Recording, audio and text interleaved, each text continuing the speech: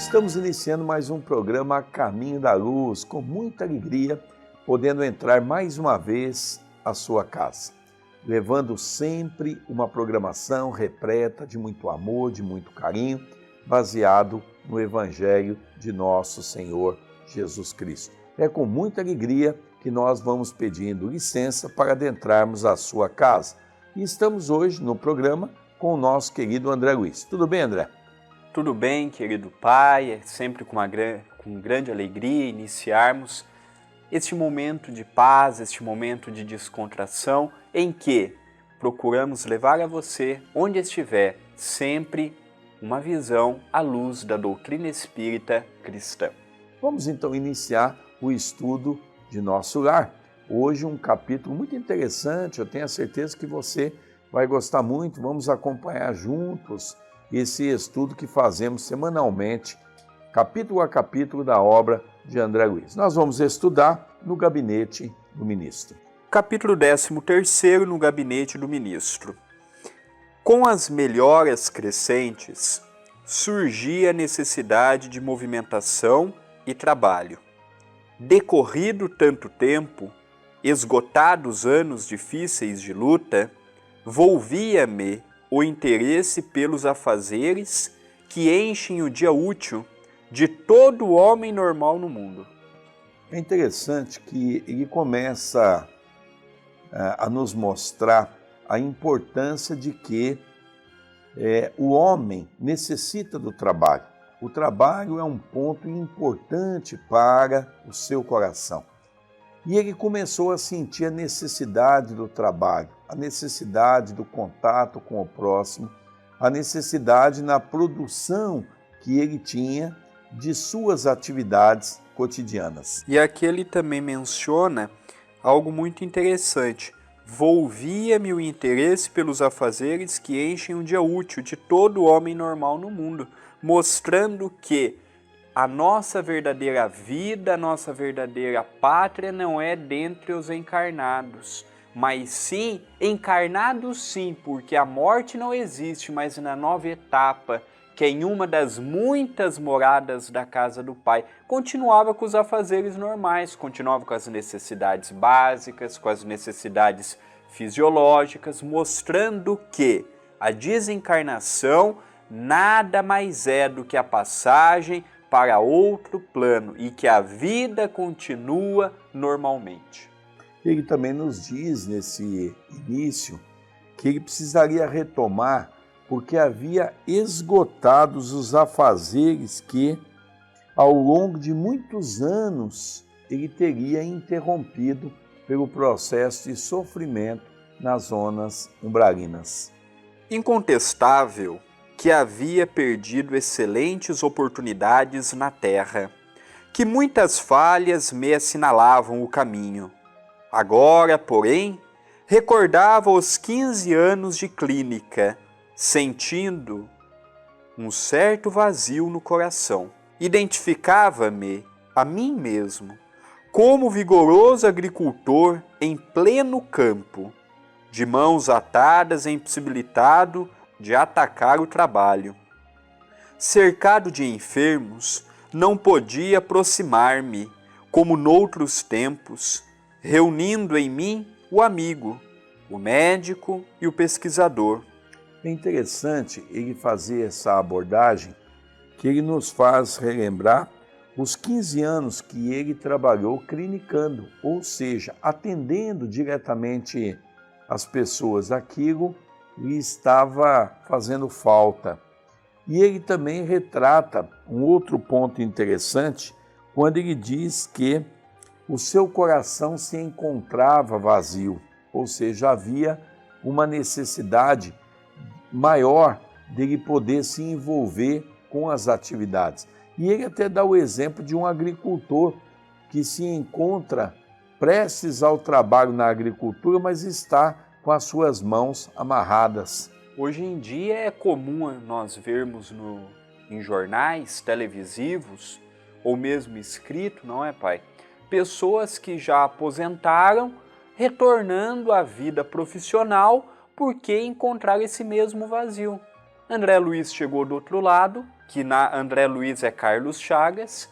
Durante algum tempo ficou no umbral mais denso, foi recolhido na cidade de Nosso Lar, foi hospitalizado, tratado, melhorou, recebeu alta e ele sentia necessidade de começar novamente uma nova etapa em que a utilidade, o ser útil, seja na condição de um médico, de um pesquisador, dessas áreas que ele atuou quando encarnado na condição de Carlos Chagas, ele sentia falta. E quando lá ele esteve, ele procurou a oportunidade novamente dar continuidade na sua profissão. Ouvindo gemidos incessantes nos apartamentos contíguos, não me era lícito nem mesmo a função de enfermeiro e colaborador nos casos de socorro urgente. Eu gostaria, André, de que fizesse uma pequena pausa, porque essa frase é de suma importância.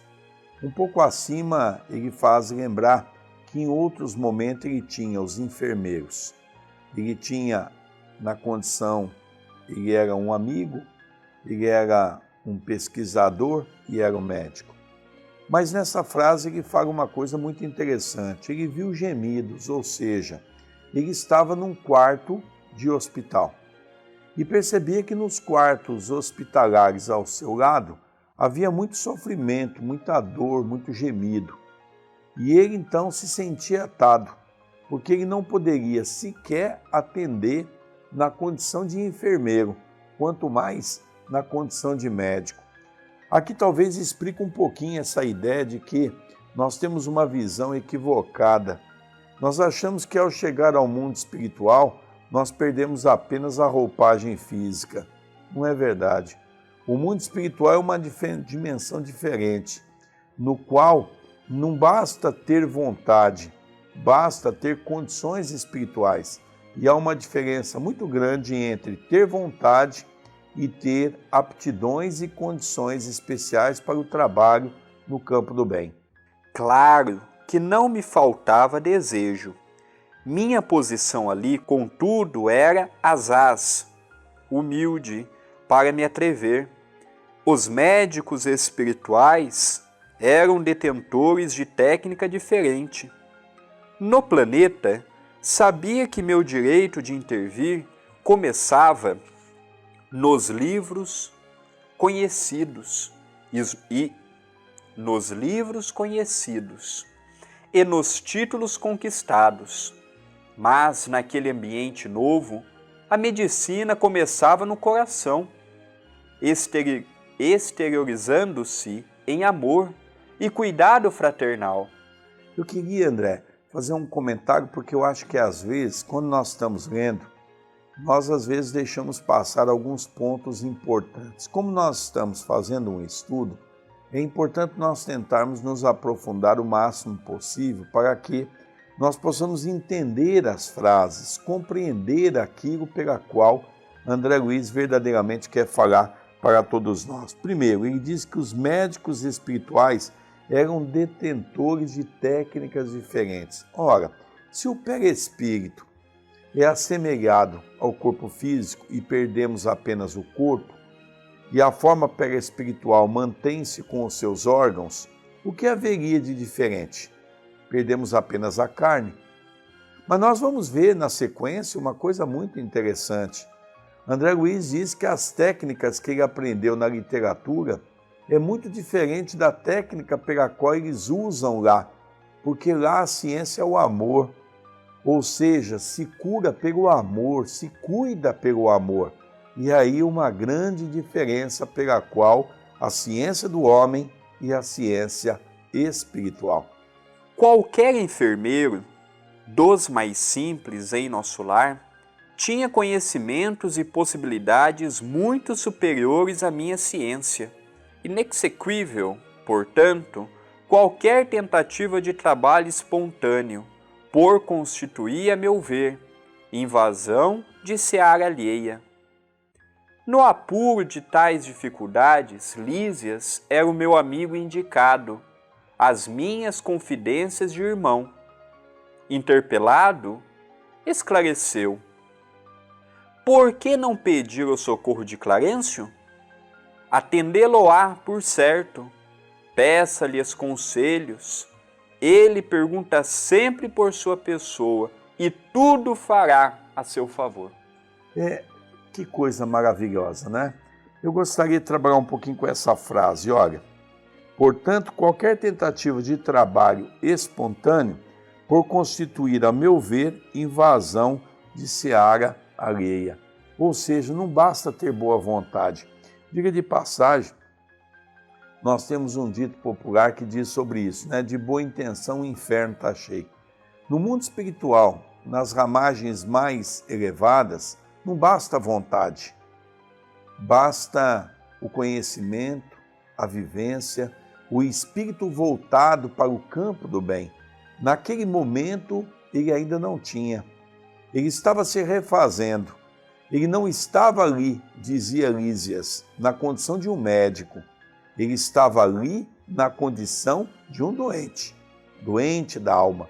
Aqui nós conseguimos explicar aquele capítulo maravilhoso que o Evangelho segundo o Espiritismo traz para nós, aonde nosso Senhor Jesus Cristo diz para todos nós, quando ele se refere à questão que ele era o médico das almas.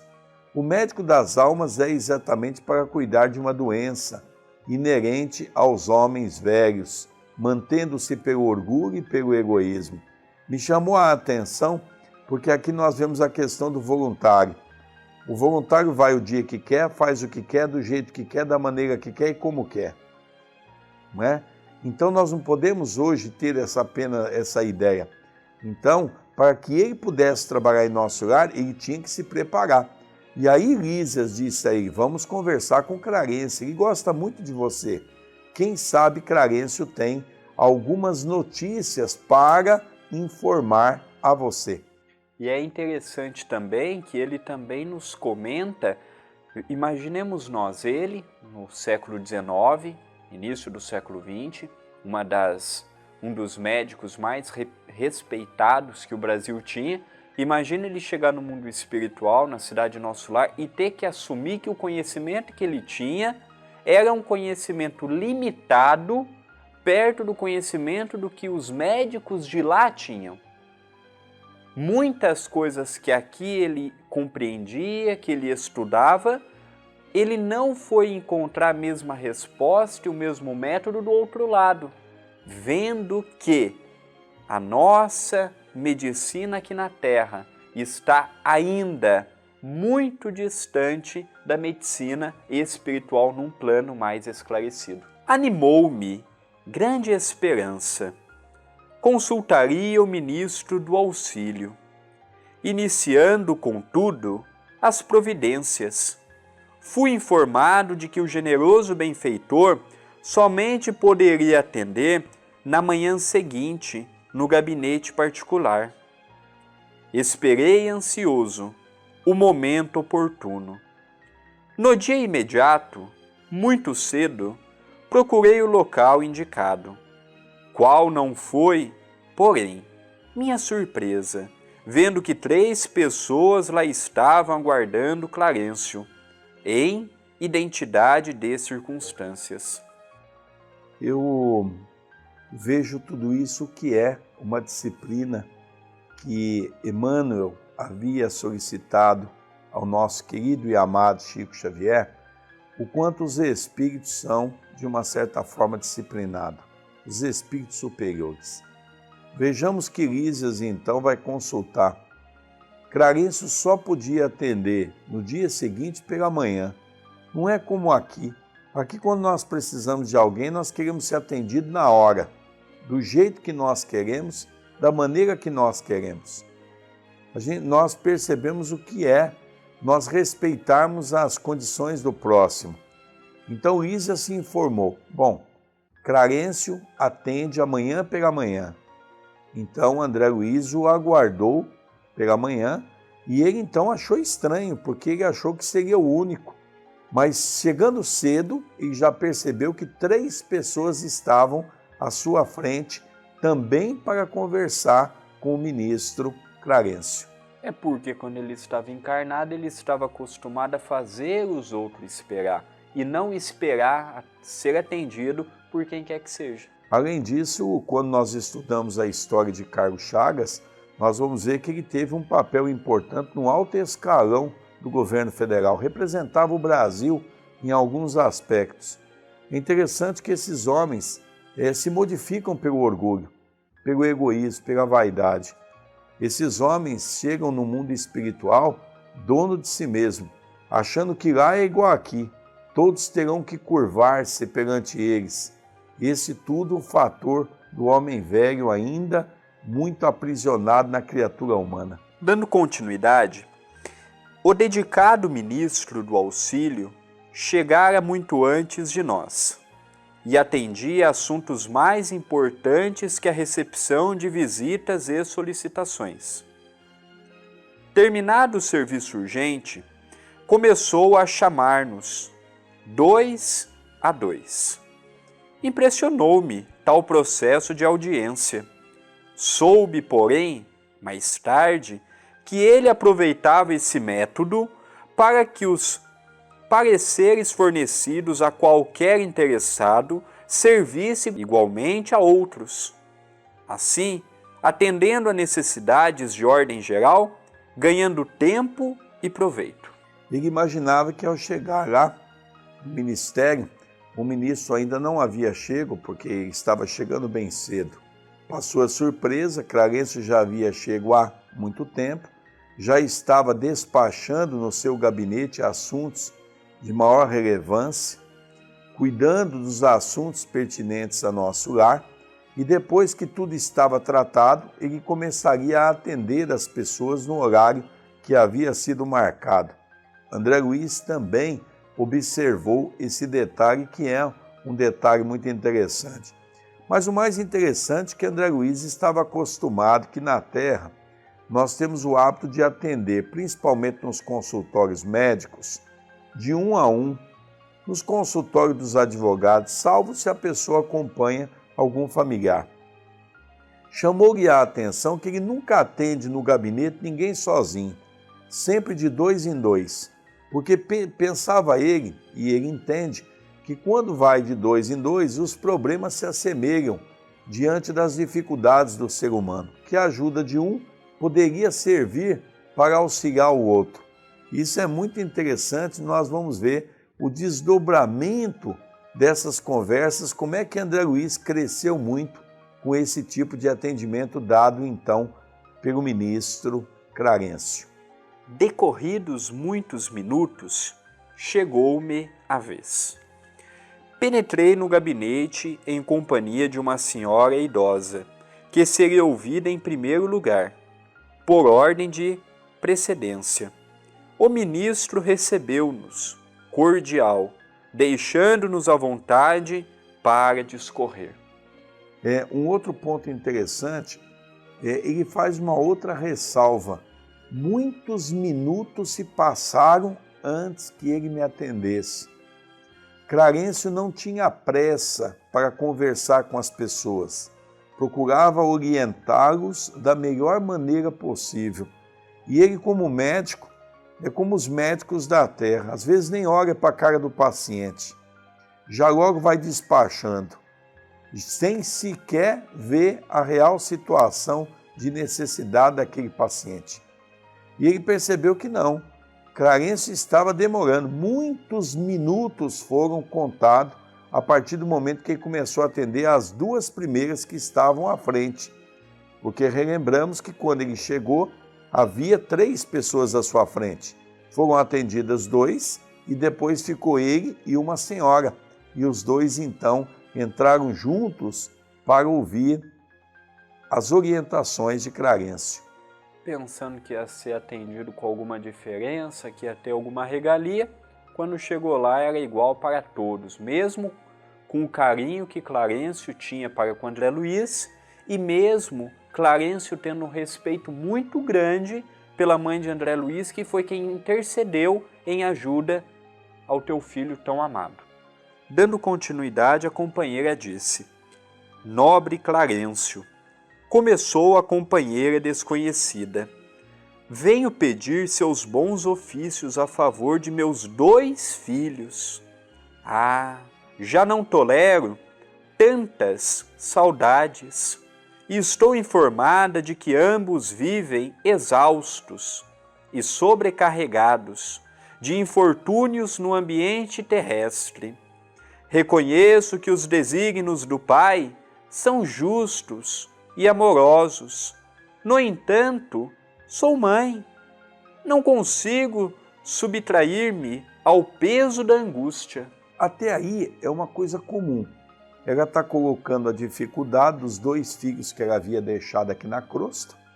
As saudades eram intensas, era como uma mãe, tinha muita saudade, queria ver os filhos, mas é aqui que se desenrola uma conversa que foi um ensinamento que deixou André Luiz pasmo e deixou André Luiz realmente a meditar uma série de situações, porque quantas mães vivem nessas condições quando estão distanciadas dos filhos? Até aqui é quase que uma condição sine qua non de uma mãe para com os filhos. Mas eu gostaria que você, o nosso telespectador da TV A Caminho da Luz, você, o nosso ouvinte, prestasse bastante atenção no diálogo de Clarencio para com essa nossa irmã. Vamos lá? E a pobre criatura se desfez, ali mesmo, em copioso pranto. O ministro, dirigindo-lhe um olhar de fraternidade, embora conservando intacta a energia pessoal, respondeu bondoso. André, um outro ponto interessante também nessa frase é que os espíritos superiores eles não se envolvem com as nossas dores. São calmos, serenos, tranquilos e eles nos veem como crianças diante das nossas dificuldades. Geralmente, quando nós vemos a dor de alguém, automaticamente nós nos envolvemos com a dor de alguém. E aqui André Luiz já começou a perceber uma coisa interessante. Não é que ele foi indiferente para com a dificuldade da irmã, para com o seu choro, para com as suas dificuldades. É que ele conhecia o coração e ele sabia que nada pode se fazer se a pessoa não se ajudar. Esse ponto é um ponto que chamou a atenção também de André Luiz. E é muito importante dizermos que os espíritos superiores são calmos, pacienciosos, nos atendem no que podem, porém, eles são espíritos que conhecem cada um de nós e procuram nos ajudar no que podem nos ajudar, porque tem muita coisa que depende única e exclusivamente de nós mesmos. E Clarencio nos diz: mas se a irmã reconhece que os desígnios do Pai são justos e santos, que me cabe fazer? Já começa a ter os problemas aí a nossa irmã. Porque Clarencio é muito claro. Ora, se você reconhece que Deus é o nosso Pai, que Deus é a nossa salvação, por que tanto desespero? Se você conhece Deus, você sabe os desígnios que Deus reserva para todos nós. Na verdade, Clarencio então retorna em forma de pergunta a ela, se ela conhece Deus, para que tanto espanto diante das dificuldades da vida? Aí a senhora disse: desejava, replicou aflita, que me concedesse recursos para protegê-los, eu mesma, nas esferas do globo. Aqui ela pede para retornar, saindo de nosso lar, que ela se encontrava em condições ainda de adoentada, para vir à crosta, para poder auxiliar os 2 filhos. É um pedido que ela faz. Ela não dava conta nem dela, queria ajudar. Seria o mesmo caso que Jesus nos diz, um cego guiando outro cego. No primeiro buraco, os 2 irão cair e fatalmente se machucar. Continuou a narrativa. Ah, minha amiga, disse o benfeitor amorável, só no espírito de humildade e de trabalho é possível a nós outros proteger alguém. Humildade e trabalho. Aqui já começam as coisas a se complicarem. Nós só podemos ajudar alguém se nós tivermos humildade e trabalho. Vamos continuar. Que me diz de um pai terrestre que desejasse ajudar os filhinhos, mantendo-se em absoluta quietação no conforto do lar? O pai criou o serviço e a cooperação como leis que ninguém pode trair, sem prejuízo próprio. Nada lhe diz a consciência neste sentido? Aqui, Clarencio já começa a questionar a irmã se ela tem consciência do pedido que ela está fazendo. Isso é muito interessante, essa advertência. O pai criou o serviço e a cooperação como leis que ninguém pode trair sem prejuízo próprio. Ou seja, cada um tem que evoluir pelo seu próprio. Por mais que nós gostemos de um filho, ele terá que passar pelas suas dificuldades. Por mais que eu ame meu pai e a minha mãe, eles terão que passar as suas dificuldades. A caminhada na terra, apesar de vivermos em grupo, ela se torna individual. As nossas buscas, as nossas lutas, os nossos vícios, as nossas dificuldades se encontram de uma maneira individualizada.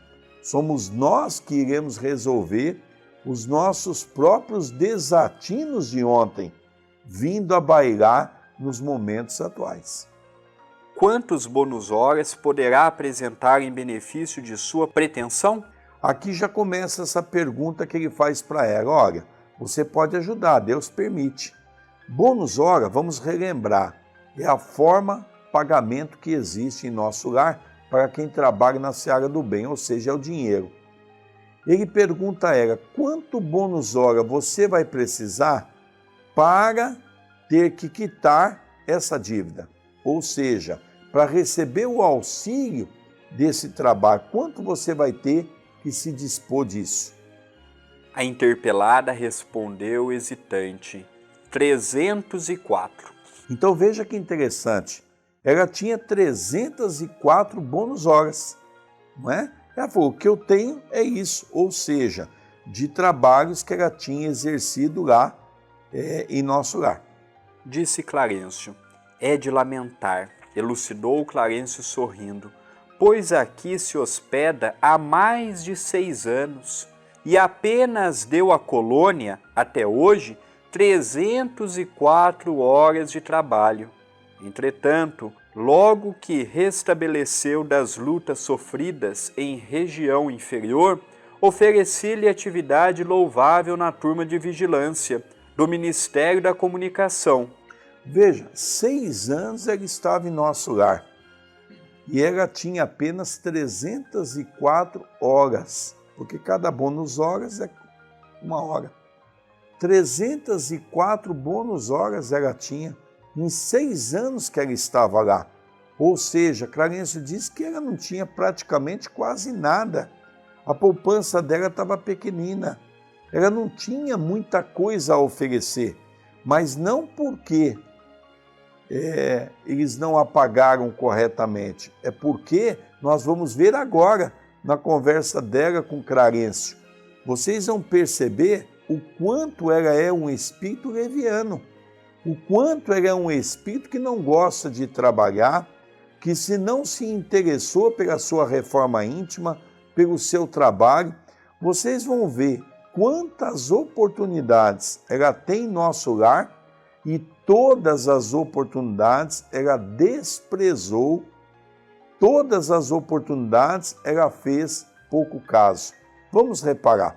E antes de continuarmos, é o que nós vemos hoje no Centro Espírita. Você oferece trabalho para uma pessoa, às vezes a pessoa quer escolher o serviço que vai fazer, do jeito que vai fazer, na hora que vai fazer. É exatamente encaixa no caso do exemplo que Clarencio está conversando com essa mulher. Nenhum serviço estava bom, tudo era difícil, tudo não gosto, e Clarencio foi mencionando, olha, aí fica difícil. Imaginemos nós a fisionomia de André Luiz nessa altura, porque ele acompanhava toda essa conversa bastante clara, bastante objetiva, Eu fico imaginando que André Luiz ia escorregando na cadeira, não é? E no final vocês vão ver que postura interessantíssima André Luiz teve para com referência ao nosso Clarencio, quando ele tinha que colocar os seus problemas. E é importante lembrarmos, pai, que levou André Luiz até Clarencio foi pedir uma oportunidade de trabalho, mas não era qualquer trabalho, ele queria novamente ser médico do outro lado. Nos disse a mulher, mas aquilo, por lá, era intolerável, atalhou a interlocutora. Uma luta incessante contra entidades malfazejas, era natural que não me adaptasse. Clarencio continuou imperturbável. Coloquei-a depois entre os irmãos da suportação nas tarefas regeneradoras. Antes, então, tinha colocado ela numa tarefa. O que aconteceu nessa tarefa, nesse serviço que deu a ela? Ela diz, não, lá é muito ruim, porque lá tem entidades malfazejas, entidades ruins. Eu não quero trabalhar com esse tipo de espíritos. Aí Clarencio continuou. Ora, mas tudo bem então. Então, nós te encaminhamos para onde? Entre os irmãos da suportação. E o que aconteceu? Pior, exclamou a senhora, aqueles apartamentos andam repletos de pessoas imundas, palavrões, indecências, miséria. Aqui ela já viu. No primeiro, era um grupo de espíritos que ela achava que não tinha condições de suportar. O segundo, ela já achava que era pior, porque eram espíritos que estavam realmente numa condição muito delicada, aonde falava muito palavrão, eram espíritos terríveis no sentido de se lidar. Então ela diz, não, lá é pior ainda onde vocês me colocaram, lá não tem como trabalhar. Reconhecendo suas dificuldades, esclareceu o ministro, enviei-a a cooperar na enfermagem dos perturbados. Aqui já era o terceiro lugar que ela estava sendo reconduzida. O primeiro não deu certo, o segundo também não deu certo, então andou para enfermagem. Vamos ver o que aconteceu. Mas quem os tolera, senão os santos? Inquiriu a pedinte rebelde. Fiz o possível, entretanto, aquela multidão de almas desviadas assombra qualquer. Ou seja, o terceiro lugar também não deu certo. Eram muitos doentes, era muita dor, era muito gemido, era muita dificuldade. Lá também não dá certo. Não ficaram aí meus esforços, replicou o benfeitor sem se perturbar. Localizei-a nos gabinetes de investigações e pesquisas do Ministério do Esclarecimento, e contudo, talvez, enfadada com as minhas providências, a irmã se recolheu deliberadamente aos campos de repouso. Já foi para outro lugar que era o Ministério das Comunicações, mas também não deu certo, porque ela achava que não era a área dela, e ali também ela não conseguiu se localizar, que era o Gabinete de Investigações no Ministério do Esclarecimento. Ela achou que também não era um lugar bom, porque ela não tinha como repousar e ela queria descansar mais, não tinha um campo de repouso. Interessante, não é? Nós não vemos isso entre as pessoas, a pessoa não quer trabalhar, quer descansar. E ela não queria trabalhar, ela queria descansar. Pouco trabalho e muito descanso. É o que ela reclamou e que ela colocou como dificuldade para as suas atividades. Era também impossível continuar ali, disse a impertinente. Só encontrei experiências exaustivas, fluidos estranhos, chefes ásperos. Então ela viu dificuldade dessa maneira. O chefe era áspero, havia as dificuldades de relacionamento, para ela não serviu também. Pois note, minha amiga, esclareceu o devotado e seguro orientador, O trabalho e a humildade são as duas margens do caminho do auxílio. Para ajudarmos alguém, precisamos de irmãos que se façam cooperadores, amigos, protetores e servos nossos. Antes de amparar os que amamos, é indispensável estabelecer correntes de simpatia. Aqui já começa a dar uma visão espiritual que nós ainda não temos. Nós imaginamos que somente os nossos familiares são aqueles que devem ser auxiliados pelo nosso trabalho. Aqui Clarencio vai mais longe, diz que aquele que não aprende a servir ao próximo, com certeza não consegue entender o que é um processo de uma família. Porque o que é a nossa família? Jesus já havia indagado isso na sua época. Quem é minha mãe? Quem é meus irmãos? Senão aqueles que fazem a vontade de meu Pai que estás nos céus. Da mesma maneira, nós relembramos hoje essa colocação de Clarencio que ele faz para nossa irmã. Por isso Jesus nos advertiu: façais aos outros o que gostaria que os outros vos fizessem. Num outro momento, Jesus diz: amai-vos uns aos outros, como eu tanto vos tenho amado. Jesus ensinou, primeiro nós deveríamos trabalhar, para depois exigir algum auxílio. Sem a cooperação é impossível atender com eficiência. O camponês que cultiva a terra alcança a gratidão dos que saboreiam os frutos.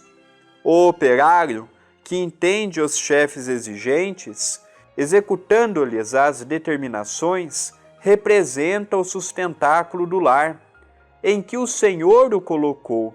O servidor que obedece, construindo, conquista os superiores, companheiros e interessados no serviço, e nenhum administrador, intermediário, poderá ser útil aos que ama, se não souber servir e obedecer nobremente.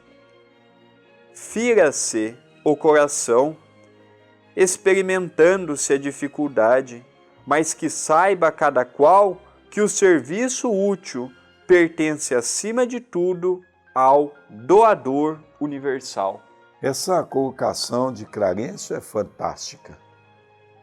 Quem não aprende a ser submisso, jamais será um líder ou um trabalhador fiel do Cristo. Quando falamos submisso, não no sentido vulgar do termo, mas sermos submissos às condições naturais que nos cercam pelo exercício pleno da simplicidade, da disciplina e do respeito que devemos ter nos locais dos quais nós frequentamos. É interessante que mesmo dentro do movimento espírita, como é que as pessoas não se respeitam nessa condição quando nós, então, aprendemos o capítulo da disciplina? Todo mundo quer mandar. Ninguém respeita o que a casa tem dentro dos seus princípios elegidos por um grupo de pessoas de pensamento que ali estão na condução de uma tarefa no campo do bem. Nós, quando chegamos num lugar, nós não perguntamos no que eu posso ser útil. Nós chegamos num lugar e dizemos o que eu posso modificar, como se nós fôssemos grandes conhecedores de algo que sequer temos a noção. Foi isso que Clarencio diz à irmã: você seja menos arrogante, trabalhe mais em nome do Cristo, para que depois você possa exigir alguma coisa no campo do bem. Depois de pequena pausa, continuou: que fará, pois, na terra, se não aprendeu ainda a suportar coisa alguma? Não duvido de sua dedicação aos filhos queridos, mas importa notar que haveria de comparecer por lá como mãe paralítica, incapaz de prestar socorro justo. para que qualquer de nós alcance a alegria de auxiliar dos amados, faz-se necessário a interferência de muitos a quem tenhamos ajudado por nossa vez. Os que não cooperam não recebem cooperação. Isso é lei eterna. E se a irmã nada acumulou de seu para dar, é justo que procure a contribuição amorosa dos outros. Mas como receber a colaboração imprescindível se ainda não semeou, nem mesmo a simples simpatia? Volte aos campos de repouso, onde se abrigou ultimamente, e reflita. Examinaremos depois o assunto com devida atenção. Esse é um ponto interessante, né? Os espíritos nunca dizem não, mas diz a nossa irmã, olha, você não tem mérito para nada, e na Terra quem não tem mérito não pode pleitear nada. Vamos ver o que os nossos irmãos superiores são capazes de nos auxiliar, e nós vamos ver, mas já vou te dizendo que pouca coisa poderemos fazer, porque cada um só pode andar pelas suas próprias pernas, e para isso é o merecimento. Como você não tem, terá que construir esse merecimento, trabalhar com amor, com devoção, para depois continuar. Sentou-se a mãe inquieta, enxugando lágrimas copiosas. Em seguida, o ministro fitou-me compassivamente e falou: aproxime-se, meu amigo. Levantei-me hesitante para conversar. Logicamente, nós vamos ver na leitura seguinte que depois dessa ensaboada que essa nossa irmã levou, quando ele olhou para André Luiz, ele já devia ter escorregado na cadeira, e quando o nosso Clarence pergunta, e a você, meu irmão? Logicamente ficamos imaginando que ele devia dizer assim, não é nada não, só vim conhecer os trabalhos. Vocês vão ver como é que no próximo capítulo André Luiz sai dessa, porque é muito interessante a postura de André Luiz. Ele foi para exigir um trabalho, lembre, ele foi para ser médico, mas ele ouviu a história da nossa irmã e, logicamente, vocês vão ver que diálogo interessante Clarence com André Luiz no próximo capítulo. E é importante ressaltarmos que tem muitos dirigentes espíritas, passistas, oradores, médiuns, achando que quando desencarnar por fazer palestra, dirigir casa ou o que quer que seja, já vai chegar no mundo espiritual mandando ou trabalhando. E aí nós vemos que a situação lá e a realidade lá não é tão assim como imaginamos e como ouvimos os outros dizer.